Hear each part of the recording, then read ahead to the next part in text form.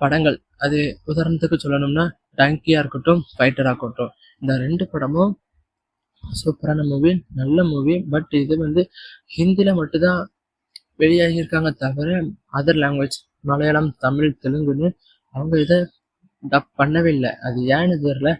அந்தந்த மாநிலத்திலேருந்து நெறைய படங்கள் தமிழ் டப் பண்ணியோ, இல்ல ஆல் லாங்குவேஜ்ல டப் பண்ணி ரிலீஸ் பண்றாங்க.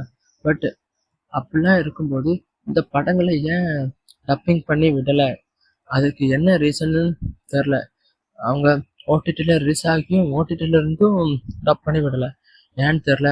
நல்ல நல்ல படங்கள்லாம் இப்படி இருக்கு. ஸோ கைஸ், இது யார்கிட்டயும் கேட்டீங்கன்னா, அப்படியே அமுச்சு விடுங்க. கேட்கட்டும். ஆனா, நல்ல நல்ல மூவிஸே இப்படி பண்ணாம இருக்கறனால நமக்கும் கொஞ்சம் வருத்தம் தான். ஸோ, எல்லாரும் புரிஞ்சுக்கோங்க. ஏன்னா, சப்டைட்டில் வித்தாலும் புரியாத ஆட்களும் நெறைய